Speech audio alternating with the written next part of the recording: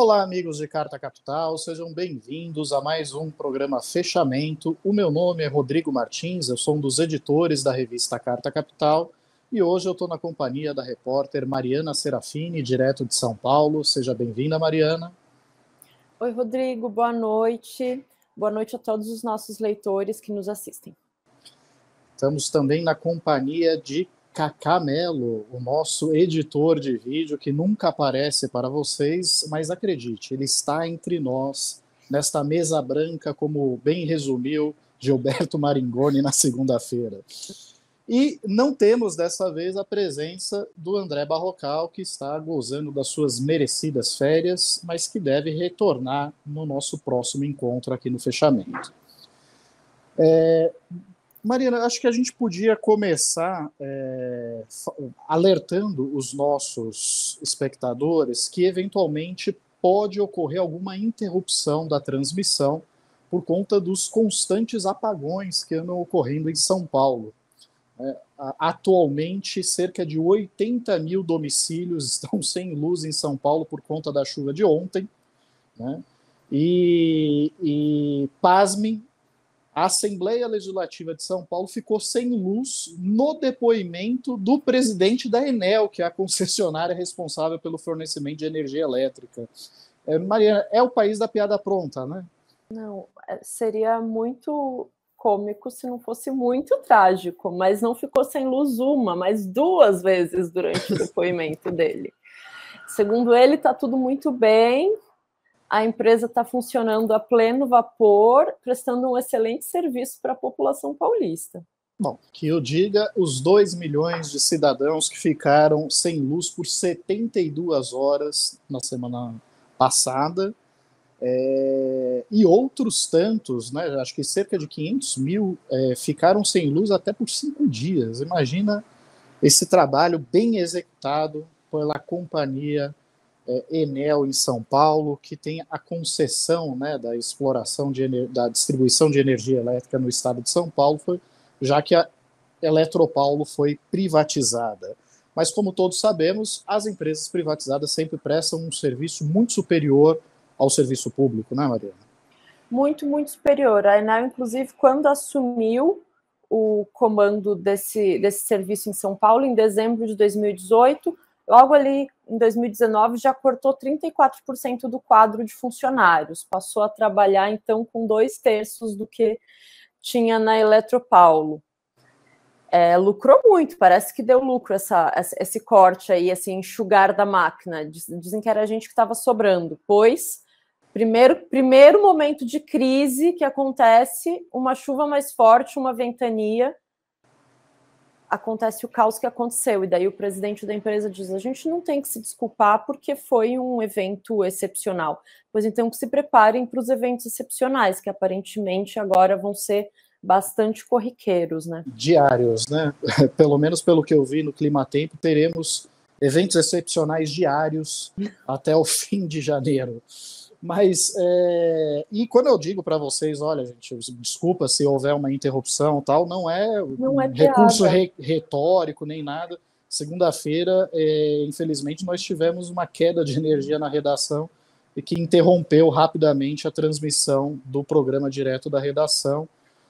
Cacá, sempre muito ágil, conseguiu depois restabelecer o contato. Mas, enfim, fica aqui as nossas sinceras desculpas se isso ocorrer novamente. Acho que assim, o primeiro tema que a gente podia tratar, Mariana, é dessa polêmica, eu diria factoide, né, da dama do tráfico. Né? Para contextualizar aqui quem está nos acompanhando, uma cidadã que, representando uma entidade que presta auxílio a pessoas presas, mas que também é esposa do traficante Tio Patinhas, que seria uma das lideranças do Comando Vermelho no Amazonas, participou de algumas reuniões no Ministério da Justiça para tratar justamente do caos do sistema carcerário brasileiro. O Estado de São Paulo descobriu essa relação dela, né, com um dos chefes do Comando Vermelho, e noticiou isso com bastante estardalhaço, a ponto de que, enfim, se expôs de fato uma falta de cuidado, uma falta de zelo na verificação dos convidados, né, para entrar no Ministério da Justiça, é verdade. Por outro lado, essa informação continuou sendo explorada à exaustão pela mídia e pela militância bolsonarista nas redes sociais, que usou o episódio para tentar forçar a associação do ministro Flávio Dino com o narcotráfico. E esta não é a primeira vez.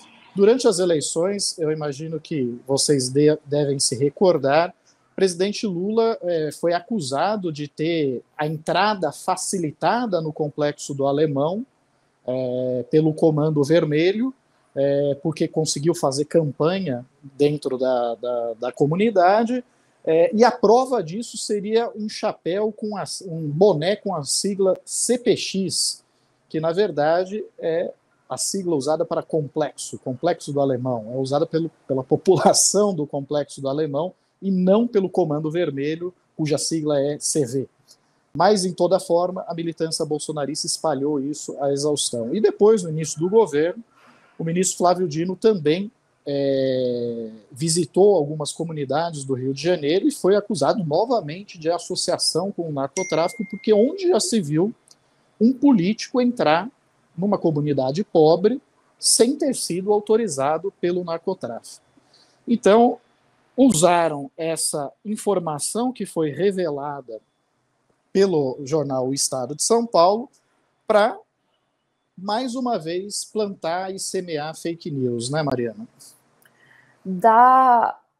Transformar uma notícia que de fato aconteceu, que é a raiz da fake news, isso, né? Você pega uma coisa que é minúscula fato e consegue transformar num circo, num estardalhaço, de fato, como se não tivessem acontecendo questões muito graves no país que precisam e merecem a atenção dos jornais, como eles estão dando a esse episódio. Não só no país, não só no Brasil, como se a gente não estivesse vivendo um momento bastante crítico, que isso precisa ser... É a sensação de que vai perdendo a seriedade das acusações com o passar do tempo, porque daí é isso, você começa a não ter mais noção do que é muito grave e do que não é, se tudo é tratado da mesma forma, né, Rodrigo? Pois é. E assim, sem deixar de mencionar as falsificações, as fraudes, né? Por exemplo, o deputado Fernando Holliday divulgou nas suas redes sociais que o ministro Flávio Dino se encontrou com essa senhora, a esposa do tio Patinhas, do Comando Vermelho, e apresentou como prova uma fotografia dele com uma comediante, com uma outra pessoa, né? Difundiu essa fake news pelas redes sociais, mais uma vez nessa tentativa de forçar uma associação absurda, né, do ministro Flávio Dino com o narcotráfico. O nome desta comediante é Vi Álvares, né? Ela fez uma foto com o Flávio Dino em certo momento ali, devido à sua ligeira semelhança, nem é tão parecido assim, mas enfim, devido a uma distante semelhança, ela foi apontada como sendo Luciana Barbosa Farias, esposa do traficante Tio Patinhas, né? Então, já estão distorcendo as informações. Na verdade, ela participou de reuniões no Ministério da Justiça, mas não estava presente o ministro Flávio Dino, e sim alguns secretários dele. O segundo ponto a ser esclarecido é que não foi exatamente o Ministério da Justiça que convidou essa mulher para participar de lá. Esse é um encontro do Mecanismo Nacional de Combate e Prevenção à Tortura, né, que tem vários comitês estaduais, e no caso, o Comitê Estadual do Amazonas indicou ela como uma representante de uma associação que auxilia pessoas presas. E por fim, Mariana, também a gente deve ponderar o seguinte, se estamos tratando do caos do sistema carcerário, né, será vetada a presença de toda e qualquer esposa, marido, familiar, irmão, parente de pessoas encarceradas?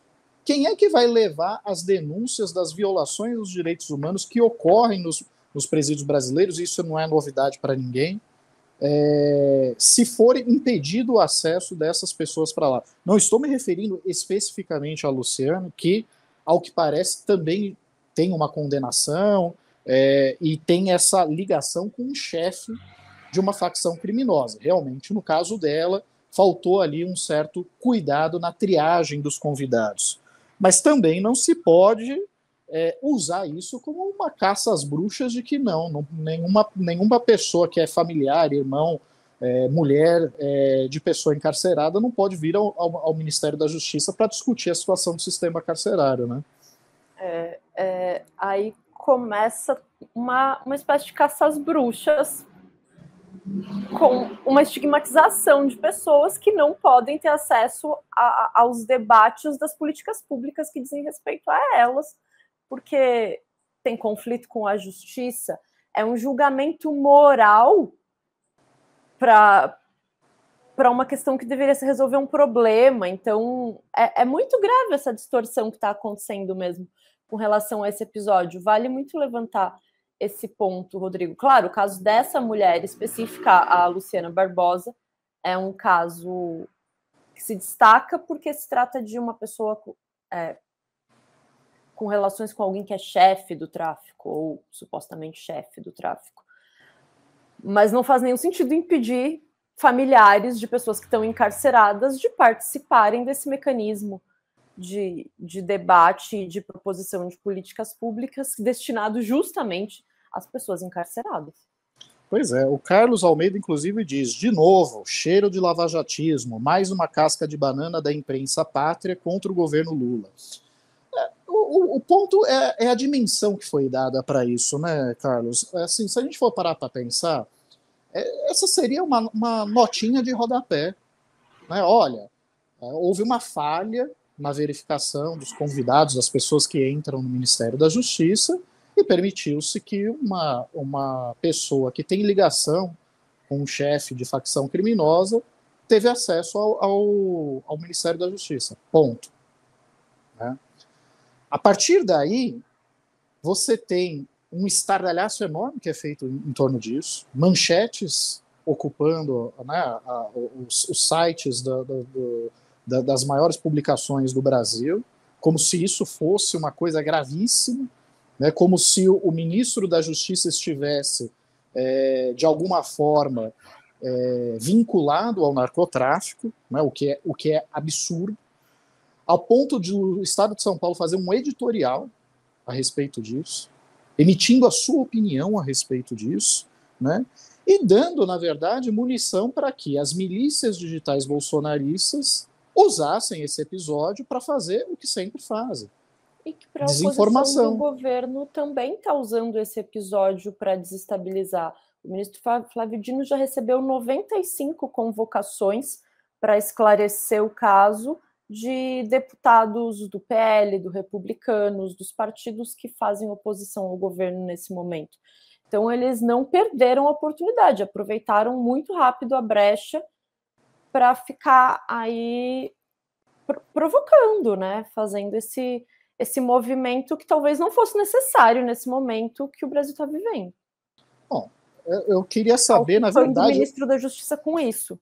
Eu queria saber, na verdade, o que mais precisa ser esclarecido. Porque, vejamos, o governo já admitiu que ela entrou, sim, e participou de reuniões do Mecanismo Nacional de Combate à Tortura, né, reuniões destinadas a discutir a situação do sistema prisional brasileiro. Isso já foi admitido pelo governo, que reconheceu o erro de não ter feito a verificação dos convidados, das pessoas que entram no Ministério da Justiça.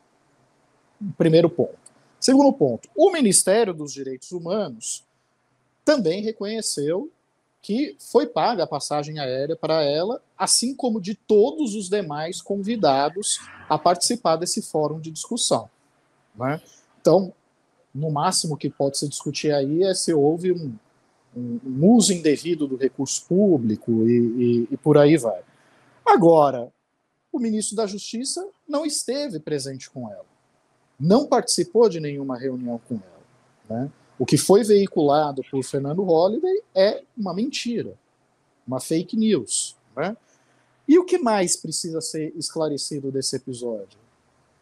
Quer dizer, você percebe que novamente usa-se a estrutura parlamentar para servir de ponta de lança para a disseminação de fake news, né? Como foi, por exemplo, a CPI do 8 de janeiro, tão solicitada pela oposição bolsonarista para tentar provar a estapafúrdia tese de que o governo Lula tramou contra o próprio governo Lula, né? E, ao cabo, a CPI chega à conclusão de que, na verdade, Jair Bolsonaro foi o mentor intelectual dos atentados que ocorreram em Brasília e devastaram as sedes dos três poderes em 8 de janeiro.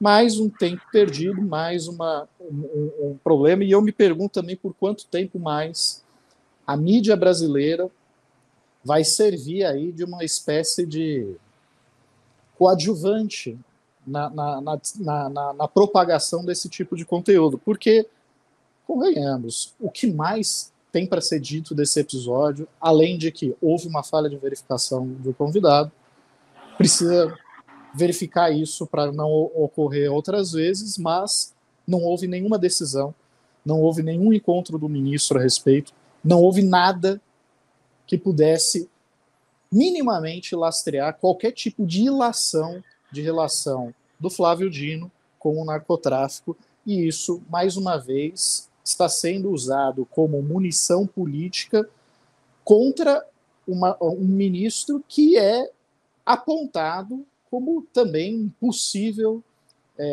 candidato a ocupar um cargo no Supremo Tribunal Federal. Acho que depois dessa história é possível que a nomeação dele tenha subido no telhado, né, Mariana? Pode ser uma... Podem ter atirado com essa intenção também, Rodrigo, porque era um ministro bastante cotado para esse... Há tempos, né? O nome do Flávio Dino corria aí como um possível novo ministro do STF.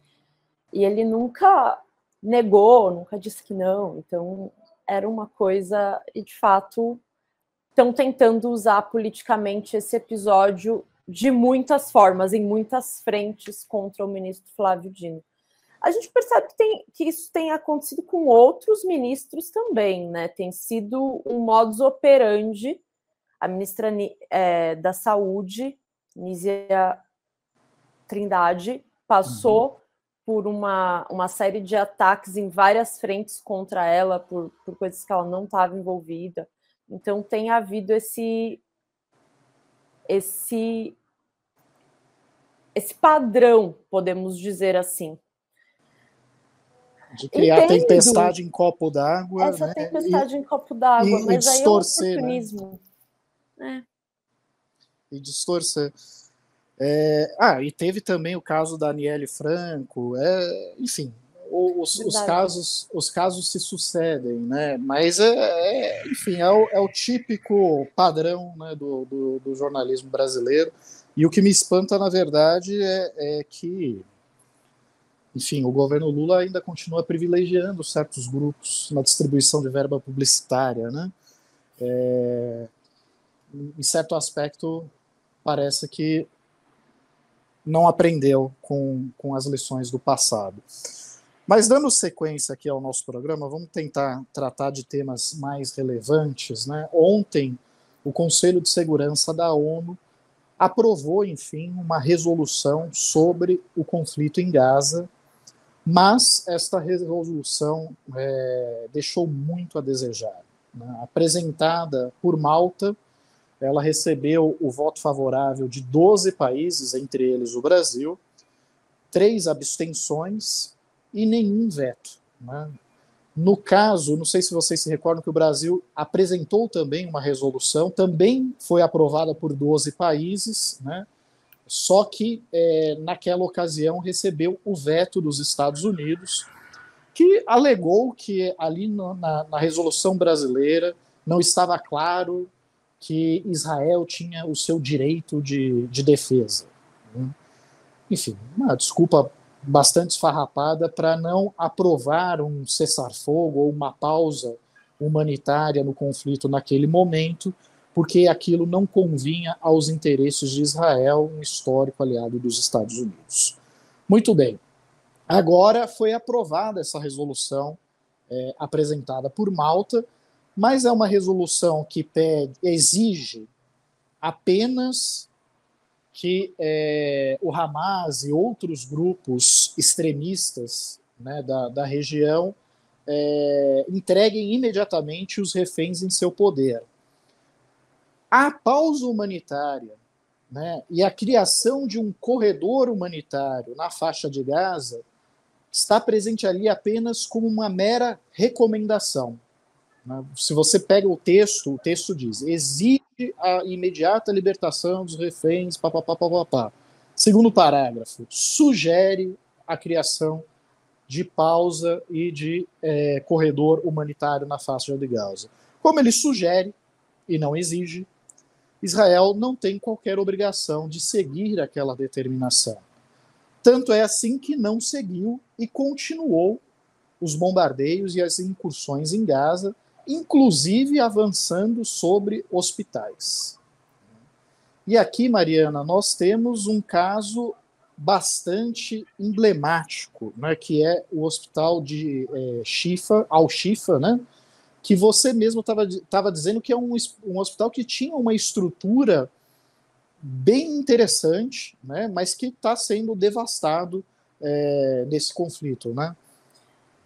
O Hospital Al-Shifa é o maior hospital de Gaza, localizado no norte de Gaza. Ele tinha... Eu fui pesquisar sobre como era esse hospital antes da destruição, Rodrigo. E sendo ele o maior hospital de Gaza, significa que era onde eram feitos os procedimentos de alta complexidade. Era um hospital com muita estrutura, a construção mesmo era muito grande. A gente pode comparar a grandes hospitais aqui de São Paulo, ao Einstein, ao Santa Catarina, que tem aqui na Avenida Paulista. Era um hospital muito grande, com uma estrutura imensa, e era usado para serviços de alta complexidade. Tinha as universidades que tinham residências de medicina lá dentro. Então, era uma coisa muito pulsante, muito importante para a população de Gaza, e não à toa ele passa a ser usado de refúgio. Quando começam os ataques de Israel contra Gaza, as pessoas se refugiaram no hospital, não só os feridos. Então, quando o hospital começou a ser atacado, porque com as pessoas entendendo um pouco de regras de guerra, o hospital não é um lugar que deve ser alvo. Estava sendo abrigado mais ou menos 15 mil pessoas lá dentro, entre pessoas feridas e pessoas que estavam se abrigando no hospital. E Israel começou a bombardear esse lugar.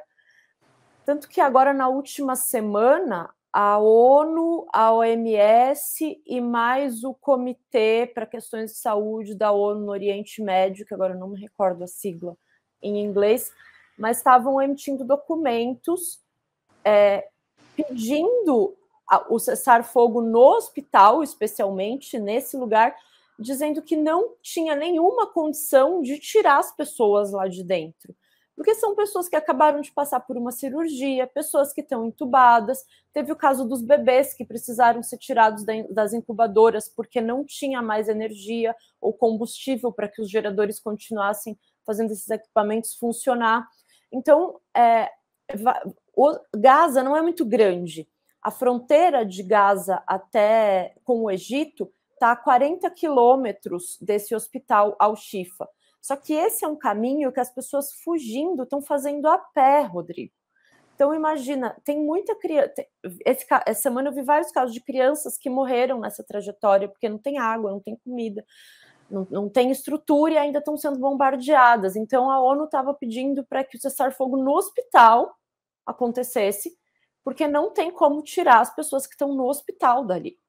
Não tem ambulância, não tem estrutura, não tem helicópteros para levar essas pessoas para um outro hospital ao sul de Gaza, que ainda não está destruído. Não, e mesmo que fosse de ambulância, Israel está bombardeando ambulâncias. Israel está... Olha só os absurdos que envolvem esse hospital em particular. A Mariana mencionou um ponto que é dramático, né? Praticamente 2/3 dos hospitais de Gaza tiveram de encerrar suas atividades por falta de luz. Porque o bloqueio israelense impede a entrada de combustível para mover os geradores de lá. Então, 2/3 dos hospitais já estão fora de operação. Este é o maior hospital de Gaza. Ainda estava em operação.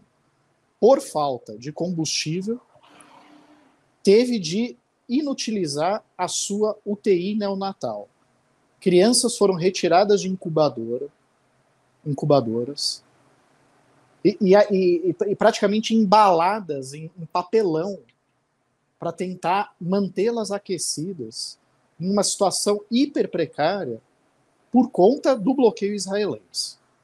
Segundo ponto, esse hospital foi atingido por foguetes. Israel, a exemplo do que ocorreu tempos atrás em um outro hospital, acusa o Hamas e a Jihad Islâmica de serem responsáveis por esses foguetes que atingiram o hospital. Pois ontem, o New York Times, né, eu não estou falando aqui da Carta Capital, tá? Eu estou falando do New York Times. O New York Times entrevistou especialistas que analisaram vídeos, analisaram imagens e concluíram que aqueles foguetes partiram de Israel. Então, e quando o New York Times confrontou o governo israelense sobre as evidências que foram apresentadas por esses especialistas, o exército israelense se recusou a responder, dizendo que não tinha tempo para atender aquele tipo de demanda. Então, percebam a gravidade. E não bastasse, ainda o exército israelense, em sua incursão por terra, invadiu o hospital, invadiu o centro cirúrgico, com fuzil em punho, sob o pretexto de pegar combatentes do Hamas que se escondiam no hospital. E, eventualmente, pode ter mesmo algum combatente do Hamas ali dentro. Agora, isso serve de justificativa para você atropelar o direito internacional, violar a integridade de um hospital, colocar em risco a vida de recém-nascidos, bombardear uma estrutura hospitalar. E, gente, vamos lá. Há 2 dias que a Agência das Nações Unidas para Refugiados Palestinos não tem contato com a maior parte dos hospitais de Gaza, porque eles estão cercados, incomunicáveis, então eles não conseguem nem sequer atualizar o número de mortos. O último balanço divulgado dava conta de 11.500 mortos em Gaza. E de acordo com essa Agência das Nações Unidas, que presta assistência aos refugiados palestinos, 2/3 das vítimas são crianças, mulheres e idosos.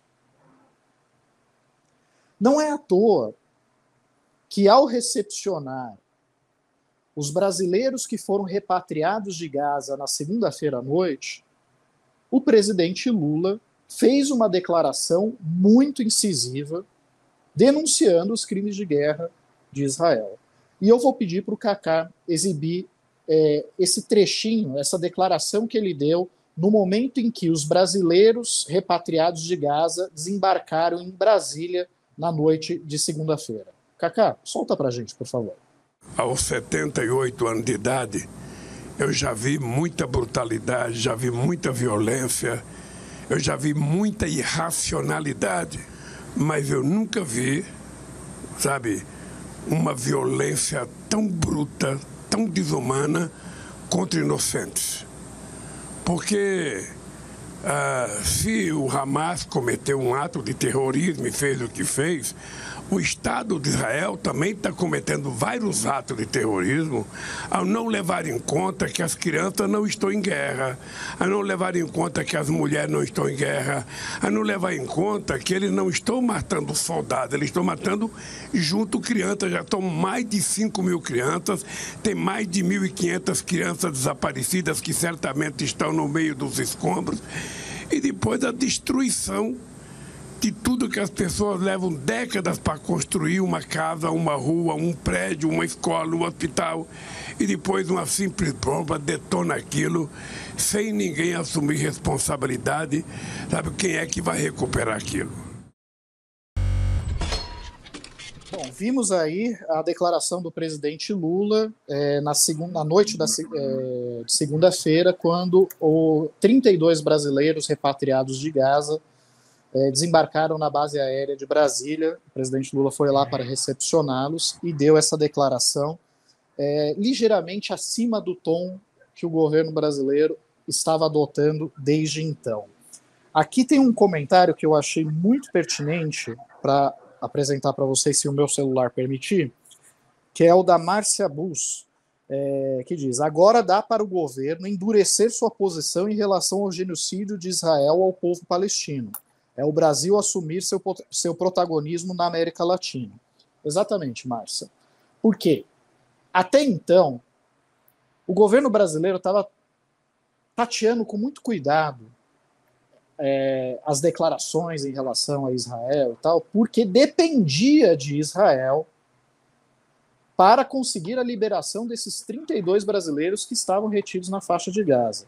E vamos deixar claro aqui, horas antes de Lula dar essa declaração, ele disse que a liberação dos brasileiros pela passagem de Rafah no Egito dependia, abre aspas, da boa vontade de Israel, ou seja, da má vontade. Porque os brasileiros ficaram retidos um mês, esperando autorização para passar pela passagem de Rafah e fugir para o Egito, onde de lá foram repatriados para o Brasil. Segundo ponto, o governo brasileiro tem uma excelente oportunidade de já subir o tom em relação a Israel, que é com o seu embaixador, Daniel Zunschein, ou Zunschein, eu não sei como se pronuncia o nome dele, peço desculpas aos nossos espectadores, mas enfim, o embaixador brasileiro, ele já vem de uma longa trajetória de declarações criticando a posições do governo brasileiro, distorcendo uma resolução do Partido dos Trabalhadores, insinuando que o Partido dos Trabalhadores foi tolerante, conivente com o terrorismo, quando, na verdade, ele recriminou tanto os ataques do Hamas, e usou esse termo, os ataques terroristas do Hamas, quanto os crimes de guerra cometidos por Israel, mas como não cabe nenhuma ponderação, sem ser acusado de antissemitismo, sem ser acusado de tolerância com o terrorismo, ele lançou uma nota criticando essa resolução do PT e insinuando que o partido estava sendo conivente. Mas não bastasse tudo isso, o que o embaixador brasileiro fez em Brasília, Mariana, conte para nós. É absurdo o que ele fez em Brasília, Rodrigo. Está conseguindo criar uma tensão diplomática, de fato, entre Israel e o Brasil. O embaixador se reuniu com o ex-presidente Jair Bolsonaro, ex-presidente, portanto, o presidente que perdeu as eleições, que não é o presidente em exercício, e a bancada parlamentar de oposição ao presidente Lula, especialmente parlamentares do mesmo partido do ex-presidente Jair Bolsonaro. A ultradireita. A custas de que um embaixador, num momento de guerra, em que o país dele precisou fazer negociações com o país onde ele está para liberar algumas pessoas brasileiras que tinham que ser repatriadas, vai se encontrar justamente com a oposição do governo. porque qual que era a pauta desse encontro? Por que é uma tentativa de criar uma crise diplomática? Acredito que não. Acredito que seja uma tentativa de pressionar o governo brasileiro a justamente baixar o tom contra Israel. A gente está vivendo um momento agora da guerra, passados 35 dias de bombardeio, que a comunidade internacional, de um modo geral, começa a levantar o tom contra Israel, porque aparentemente eles não vão parar se não houver uma intervenção. E o Brasil pode ter um peso muito importante nisso. O Brasil se articulando com a América Latina, seriam muitos países para exigir a criação de sanções contra Israel, para que force o cessar-fogo, ou alguma medida diplomática, alguma medida de imposição da tentativa de cessar-fogo. Então, eles se reuniram com a maior bancada na tentativa de pressionar o governo brasileiro. É grave, porque de constranger mesmo, de constranger. E vejam vocês, eu acho que não é só o constrangimento, Mariana, é uma politicagem. É uma politicagem, porque Bolsonaro saiu desta reunião dizendo que intercedeu em favor dos brasileiros que estavam retidos em Gaza há um mês, e foi logo após isso que finalmente os brasileiros tiveram a sua passagem liberada pela passagem de Rafah. E com isso, o embaixador israelense deu munição para a militância bolsonarista sair por aí atribuindo o feito da repatriação dos brasileiros não ao presidente em exercício que está há um mês fretando aviões para retirar brasileiros de Israel, da Cisjordânia, e que estava há um mês via Itamaraty negociando a repatriação dessas figuras, atribuir a repatriação a um feito de Jair Bolsonaro. Por muito menos, o presidente da Colômbia, Gustavo Petro, convidou o embaixador israelense lá a se retirar do país. Na ocasião, Gustavo Petro havia comparado a situação de Gaza com o gueto de Varsóvia sob o cerco nazista na época da Segunda Guerra Mundial. E a diplomacia israelense insinuou que ele estava sendo antissemita, ou sendo conivente com o terrorismo. Bastou isso para o presidente Gustavo Petro convidar o embaixador a se retirar.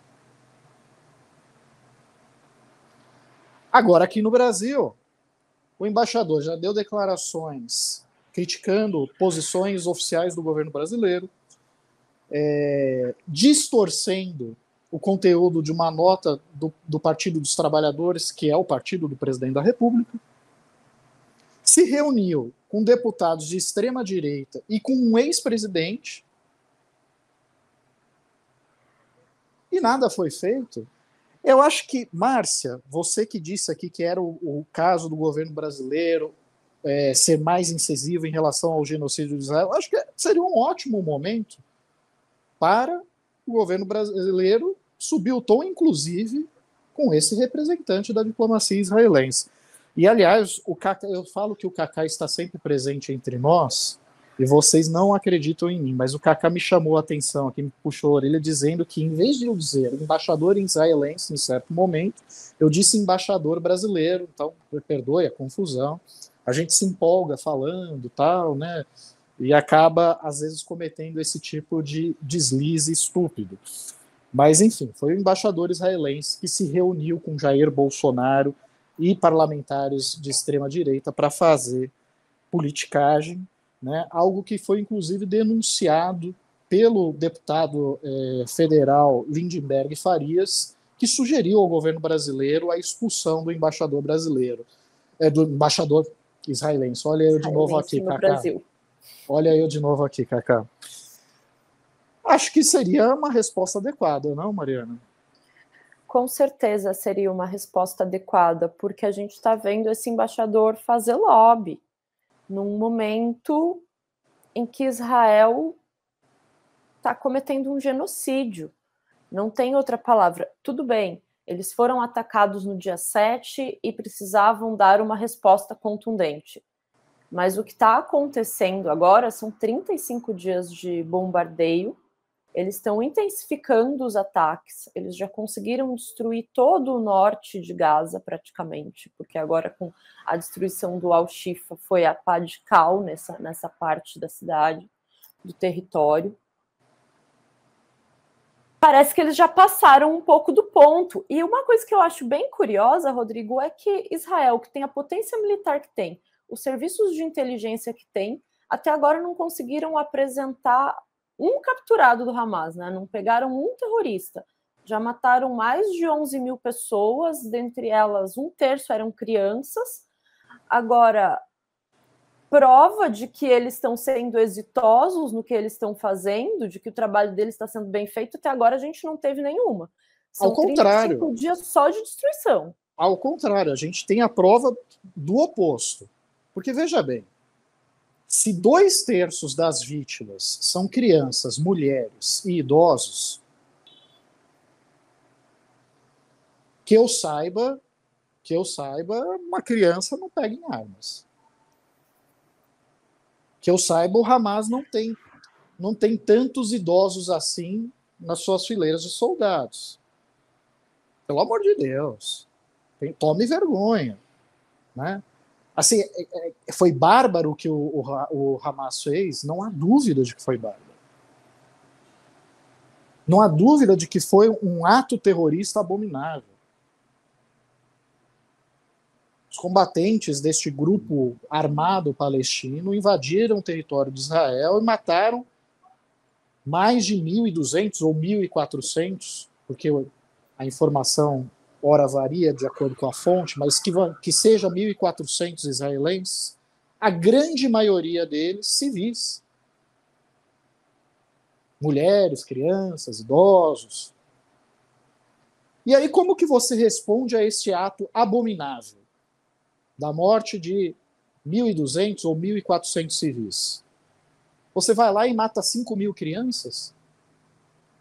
Qual é a lógica? Com que moral você promove essa guerra contra o terrorismo se você está matando 5.000 crianças em bombardeios indiscriminados em áreas densamente povoadas, atingindo hospitais, atingindo ambulâncias e sempre usando como um pretexto de não, o Hamas usa a população civil como escudo humano. Usa como escudo humano, então atira, né? Já pensou? Já pensou? Todo assaltante que pega e tem alguém como refém na mira, a polícia vai lá e atira nos dois. Atira no sequestrador e atira no refém. É surreal. E tem outras coisas também muito suspeitas. Tem até aqui um comentário que eu achei interessante da Tatiana Nascimento. Ela pergunta, né? O que vocês acharam do vídeo com provas, entre aspas, de que o Hamas usava o hospital como QG? Acharam até armas na sala de ressonância magnética. Qualquer técnico de enfermagem ou aluno de física sabe que isso não tem cabimento. Por que a Tatiana está dizendo isso? Porque uma máquina de ressonância magnética é um gigantesco ímã. Se a pessoa tiver um piercing, qualquer coisa metálica, um anel, ele atravessa. Corre risco de ferir o paciente no meio da cirurgia. Mas vai lá que seja. Vamos admitir a possibilidade de que sim, de que havia combatentes do Hamas ali e de que havia armas escondidas no hospital. Isso é justificativa para invadir o hospital, invadir o centro cirúrgico, atingir o hospital com foguetes, impedir que as incubadoras funcionem pela supressão de combustível que leva à queda de energia. O que me choca, Mariana, é o silêncio da comunidade internacional a esse ponto. Me parece que, aos poucos, os líderes mundiais começam a questionar essa postura de Israel. Mas depois de um mês, parece tarde, né, para essa turma acordar para o que está acontecendo, não? É tarde, afinal já são mais de 30 dias de bombardeio, e essa caça muito perversa contra a população da Palestina, né? Porque a gente está vendo que não é possível que seja efeito colateral você matar 4.000 crianças para pegar meia dúzia de supostos terroristas que estão escondidos não sei aonde, e uma hora no hospital, outra hora na universidade, hoje foi no parlamento, né, que eles bombardearam o parlamento de Gaza. E agora os líderes mundiais começam a se pronunciar sobre esse assunto. O lado positivo dessa história, podemos dizer assim, Rodrigo, é que no último mês, no mundo inteiro, nas maiores cidades, a população lotou as ruas, fazendo imensas manifestações, pedindo o cessar-fogo, pedindo uma pausa humanitária, pedindo o fim dessa guerra em Israel. Há muitos anos não se via movimentos pela paz, movimentos contra a guerra dessa forma que aconteceu nesse último mês, em manifestações imensas, realmente em todas as capitais. E isso eu acho que só aconteceu nesse caso da Palestina, porque é muito importante sempre a gente lembrar que esse conflito não começou no dia 7. Não foi porque o Hamas atacou uma festa e atingiu civis, e então Israel bombardeou a Palestina pela primeira vez. E começou a expulsar a população gradativamente, fazendo com que a população desça rumo ao sul de Gaza. Não é a primeira vez que a gente está vendo isso acontecer. Eu já falei isso aqui no último programa. Eu tenho lido alguns jornais de Israel para ver qual tem sido a narrativa deles, para justificar o que eles estão fazendo para dentro da população em Israel. E muitos colunistas, muitos articulistas da extrema-direita de Israel, porque também tem isso, é um Estado, um país que está sob governo da extrema-direita. E muitos articulistas da extrema-direita, que são muito próximos ao Netanyahu, ao primeiro-ministro, defendem um projeto que não é segredo em Israel, não é segredo para a extrema-direita, que é, de fato, desocupar Gaza, conseguir expulsar essa população de Gaza. Eles já tentaram fazer isso em 1948, a guerra que foi de 47 a 48, esse período é lembrado todos os anos, no mês de novembro, se chama Nakba, que em árabe significa o desastre, que é quando a população da Palestina se recorda de quando eles sofreram essa expulsão. E hoje a gente tem visto as fotos de 48 e as fotos de agora das pessoas completamente estropiadas pela guerra, fugindo rumo ao sul a pé, e as fotos são muito parecidas. Chega a arrepiar o momento que fala, porque a gente está vendo a Nakba acontecer de novo no século XXI. Israel claramente está usando isso como uma oportunidade de colocar em prática de novo um projeto que eles já têm, que já vem de antigamente. Então, e a perversidade com que eles estão colocando esse plano em prática, a gente está vendo, né? Uma criança morrendo a cada 10 minutos, literalmente.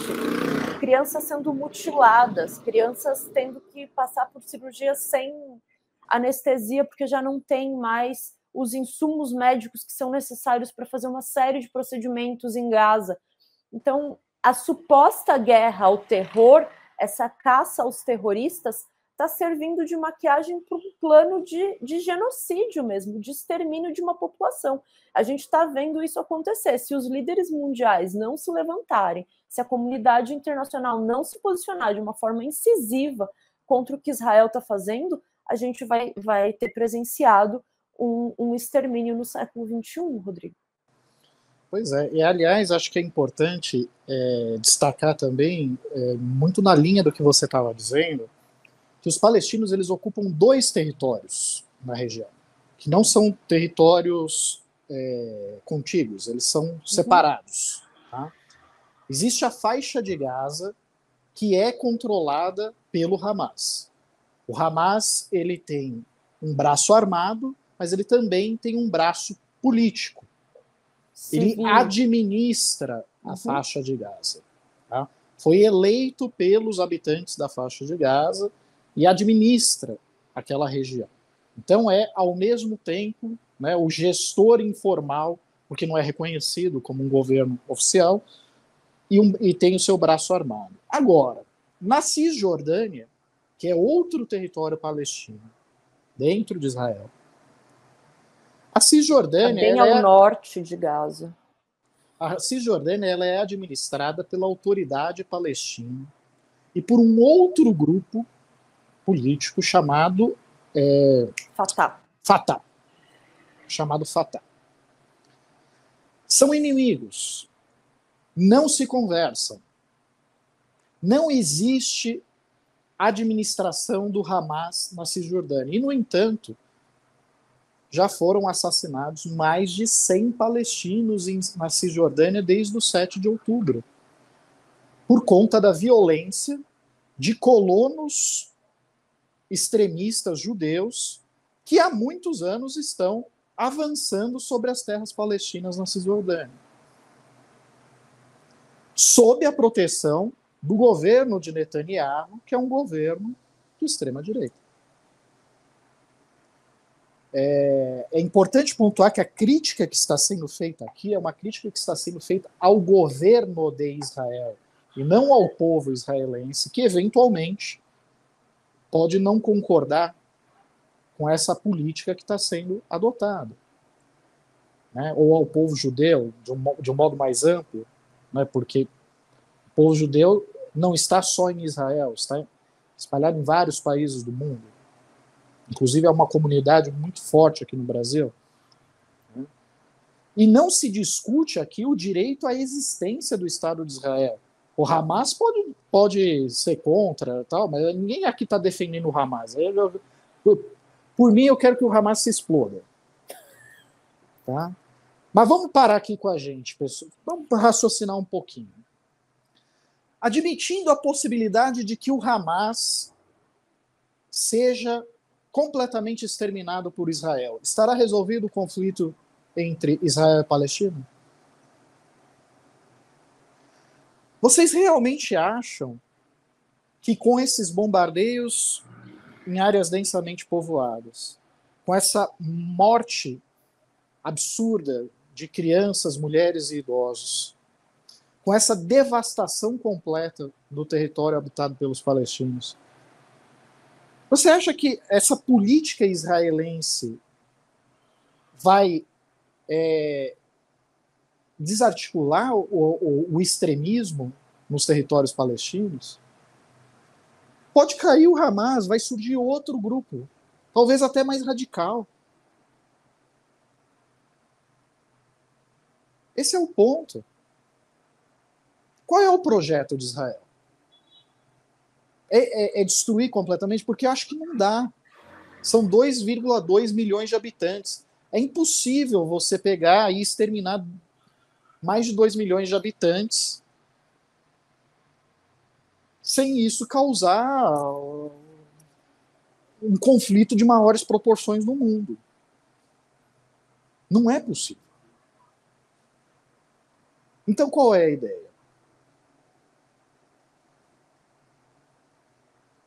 Tudo bem, você derrotou o Hamas. E aí? Está resolvido?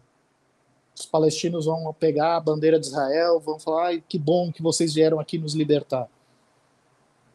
Destruíram toda a estrutura de Gaza,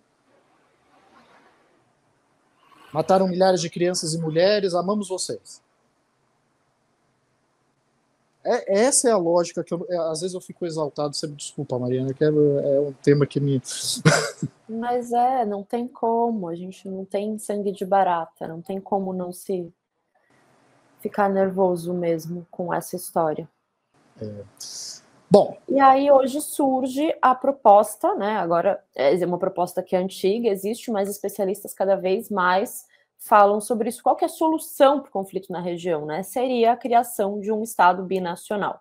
Uma vez que já não deu para construir 2 estados, que só foi construído o Estado de Israel e não existe o Estado da Palestina oficialmente, a solução mais viável nesse momento, já que Israel e os Estados Unidos não concordam com a existência do Estado da Palestina, que seja um Estado único, binacional, como existe na América Latina, por exemplo, estados multinacionais, que é a Bolívia e o Equador, um Estado binacional, onde o povo palestino, porque na Cisjordânia também é muito uma rua é Palestina, outra rua é Israel, é um negócio muito pulverizado, não é uma fronteira, né? Então seria uma forma desses dois povos conviverem em harmonia, pacificamente, porque é o único jeito de você conquistar o fim da guerra, é estabelecendo a convivência entre esses povos de novo.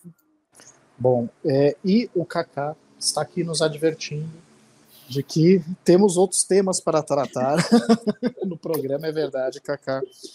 E olha que com base no comentário da Tatiana, que falou assim, pô, armas numa sala de ressonância magnética, eu também vi umas coisas meio curiosas nessa operação da Polícia Federal contra a suposta célula terrorista operada pelo Hamas no Brasil.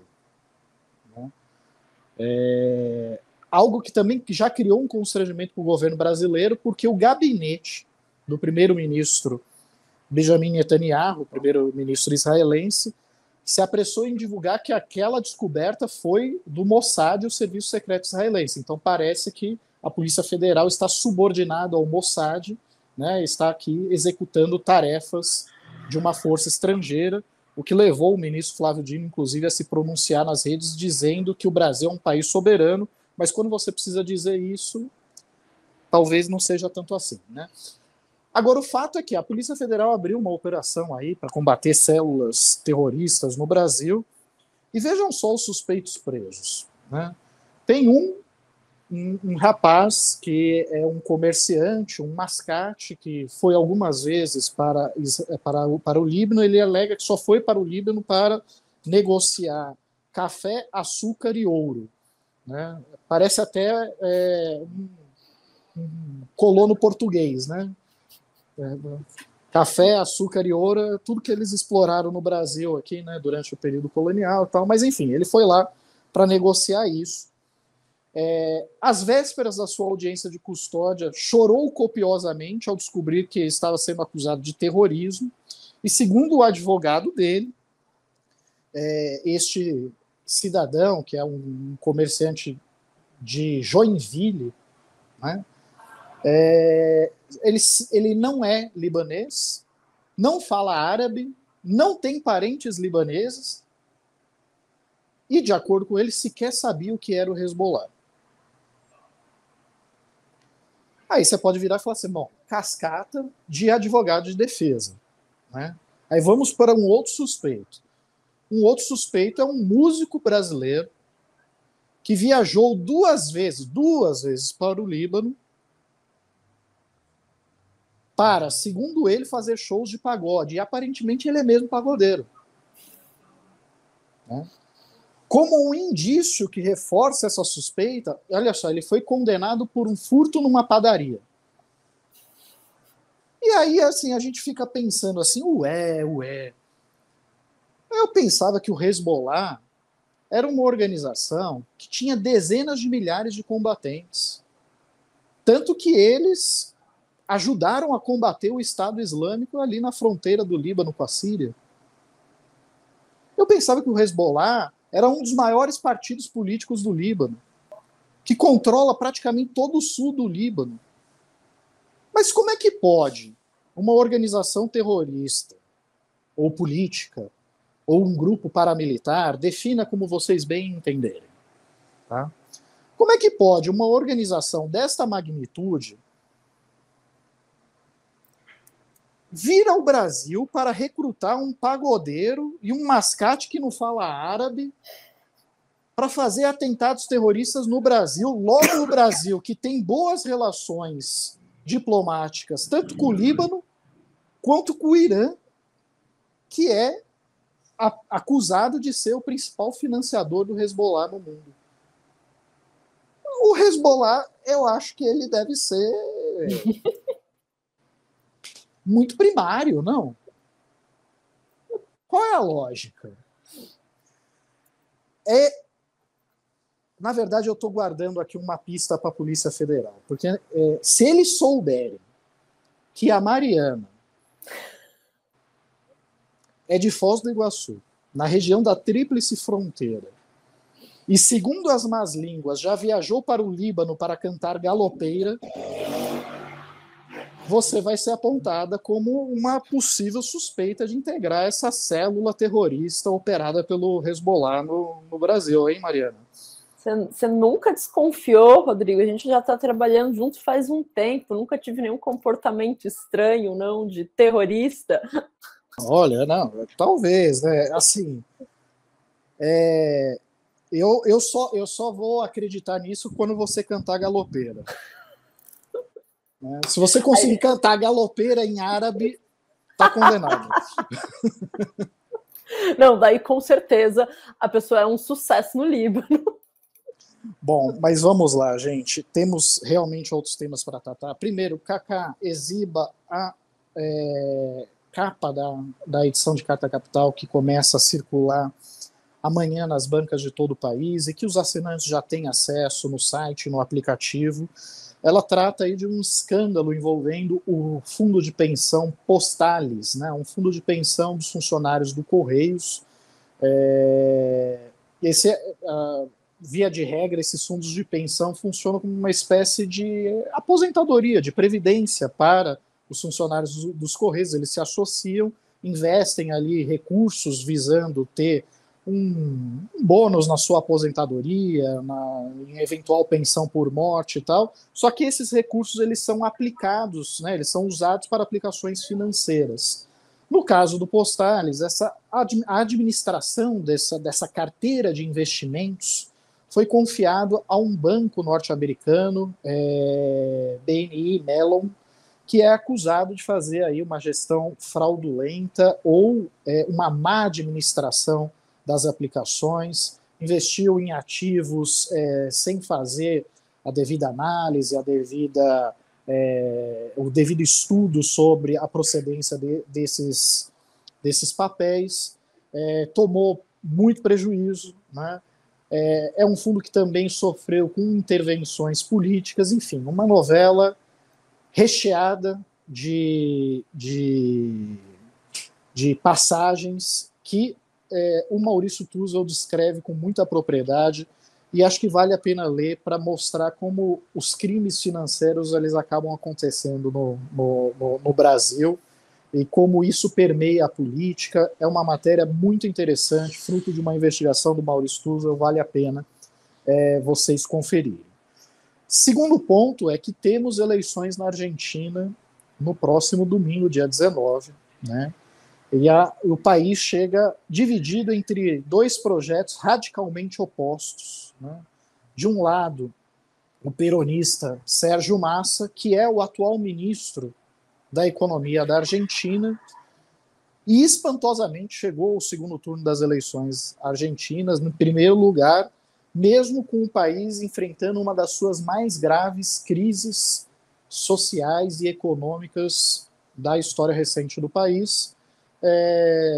Para vocês terem uma ideia, a inflação anual na Argentina é superior a 138% ao ano, né?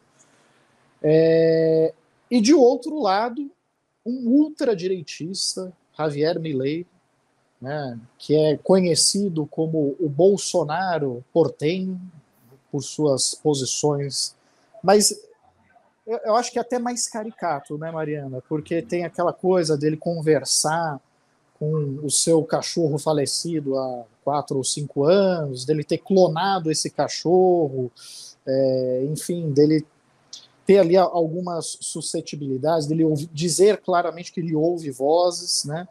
E, pasmem ou não, você sabe qual foi um dos grandes temas discutidos no último debate presidencial na Argentina, Mariana? Se os candidatos à presidência lá deveriam se submeter ou não ao exame psicotécnico, que foi algo sugerido ao Milei para ver se ele bate bem das ideias ou não. E aí eu me pergunto a você, será que se fosse aplicado esse exame em 2018, teríamos o resultado que tivemos? Olha, tá aí uma coisa, hein? Ficam falando tanto de ficha limpa, nunca tinha me ocorrido fazer um exame psicotécnico com os candidatos. Parece uma boa ideia. E o mais impressionante dessa história, Rodrigo, é que o Milei está na frente nas pesquisas. as últimas duas pesquisas que foram divulgadas na Argentina, uma do Instituto Atlas Intel, aponta o Milei com 52,1% de intenção de votos e o Massa com 47,9%. E o Clarín, uma pesquisa encomendada pelo Grupo Clarín, que é um dos maiores jornais da Argentina, mostra que foi a mais recente, mostra que o Milei tem 43% de intenção de votos, enquanto o Massa está com 39%. Aí seria, então, um empate técnico, 2 para mais, 2 para menos. Parece que a expectativa é que seja voto a voto a decisão, assim, vai ser muito, muito próximo uma coisa da outra. Pois é. E o problema também é confiar nas pesquisas da Argentina, né? Porque, assim, cada instituto apresenta um dado. Então, da mesma forma como tem institutos apontando a liderança do Milei, tem outros apontando a liderança do Massa. E, normalmente, a média geral dos institutos está sendo desmentida pelas urnas, né? Porque apontava-se, por exemplo, que o Milei ia vencer o primeiro turno das eleições e acabou dando Massa, até com uma margem surpreendente de vantagem sobre o Milei. É possível que isso já tenha se invertido, assim como é possível também que este último debate presidencial, que foi um massacre, né, do Massa com o Milei, enfim, é um candidato realmente muito limitado, pode ter alterado a situação, assim como muito pelo contrário. A realidade é que ninguém sabe o que pode acontecer até domingo. Você arrisca um palpite, Mariana? Nossa, partindo dos irmãos, que assim, amo, respeito, não arrisco, não. Não arrisca. Olha, eu justamente é mais como uma profissão de fé do que como uma aposta racional. Assim, eu quero acreditar que os argentinos sejam inteligentes o suficiente para não embarcar na mesma furada que o Brasil embarcou. E nós embarcamos há algum tempo, né? Porque de fato a situação na Argentina é muito, muito complicada, né? Não há como não apontar a responsabilidade do governo peronista pela crise que está acontecendo lá. A inflação está num patamar absurdo. Quase metade da população está em situação de pobreza, né? Realmente, assim, a situação lá está bem difícil, e é natural que a população argentina esteja desejando mudanças, né?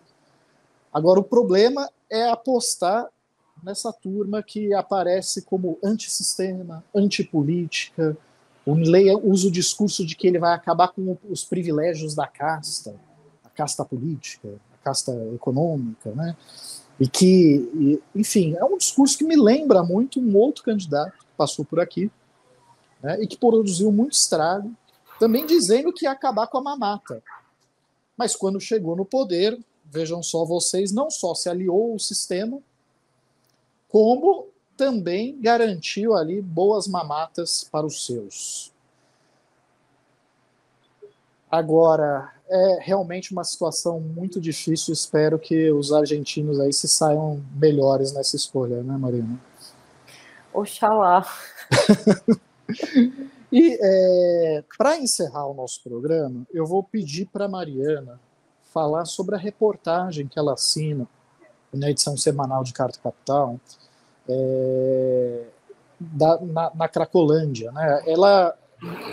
A Prefeitura de São Paulo acaba de fechar o último hotel social do programa de Braços Abertos, que foi um programa lançado pelo então prefeito Fernando Haddad em 2014, né, com a proposta de oferecer moradia, trabalho e tratamento aos dependentes químicos da Cracolândia, sem exigir de contrapartida a abstinência completa, né? Isso porque, assim, historicamente, tudo que se tentou na Cracolândia envolvia repressão policial ou tratamentos forçados. E tratamentos forçados, os especialistas estão cansados de dizer que são inócuos, né? Há uma experiência internacional muito consistente envolvendo a estratégia do Housing First, que seria você oferecer moradia em primeiro lugar e também trabalho e tratamento, e foi inspirado nessa estratégia que foi lançado o programa de Braços Abertos em São Paulo, mas que durou pouquíssimo, apenas 3 anos. E este era um dos, acho que o último, né? O último remanescente do programa. O que aconteceu, Mariana? E conta pra gente, assim, deu certo essa experiência na sua avaliação?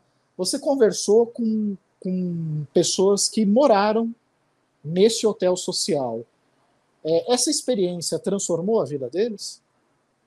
Olha, Rodrigo, acho que essa pergunta eu falo com um sorriso mesmo, porque as histórias que eu ouvi ali foram impressionantes mesmo. Transformou muito a vida dessas pessoas. E o personagem principal que eu trago na matéria dessa semana é o Cleiton, conhecido ali na Cracolândia como Dentinho.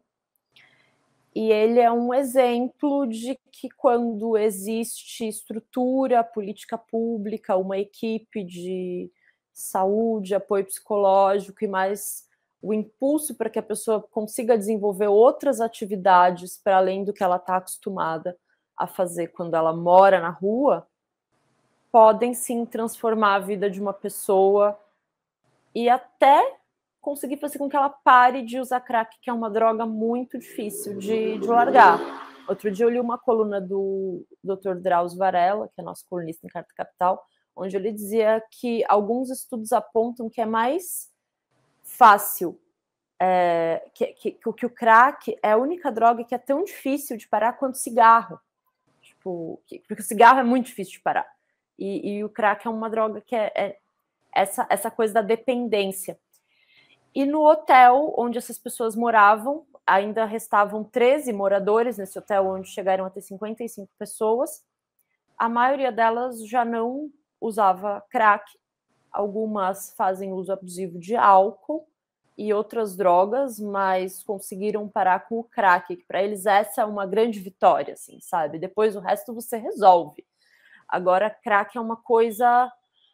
E o que aconteceu no hotel, Rodrigo, é que na sexta-feira a vigilância sanitária fechou, lacrou as portas, inclusive com coisas das pessoas lá dentro ainda, porque nem todo mundo conseguiu tirar tudo que tinha. E eu fui atrás da prefeitura para saber onde foram parar essas pessoas, e, gente, é surpreendente assim, o que aconteceu. Tem que ler a matéria para ver a história toda.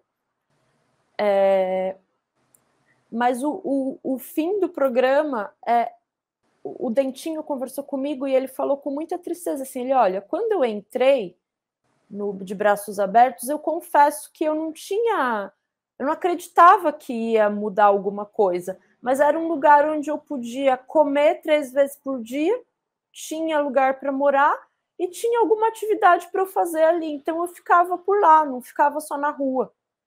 E ele entrou meio desacreditado, assim. E o programa funcionava era um programa de baixa exigência, que se diz, porque não trabalhava com o princípio da abstinência, como você falou. Então, a pessoa se entretendo com outras coisas, fazendo outras coisas, trabalhando com redução de danos, ela sai um pouco da cena, do contato com a droga, e isso já causa uma redução significativa no uso, porque abre a pessoa para ela se interessar por outras atividades, porque uma coisa que acontece no fluxo é as pessoas não terem interesse por outra coisa, né? Elas estão sempre em busca de uma nova pedra, digamos assim. E o Dentinho diz que essa mudança para ele deu um start que ele não esperava. E ele começou a estudar outras coisas, ter contato com outras pessoas, se tornou um artista plástico. Desde criança ele queria ser dançarino, o pai não deixou ele ser dançarino, então nesse programa ele se encontrou com o pessoal da dança, com o pessoal do teatro. Hoje ele integra um núcleo de teatro, escreve peças, apresenta peças, ele é ator, ele tem um trabalho fixo, e ele conseguiu parar de usar crack. Ele falou, hoje eu tomo minha cerveja. O problema para mim sempre foi álcool, sempre fiz uso de álcool em excesso. E hoje nem isso eu faço, eu tomo minha cerveja de modo social.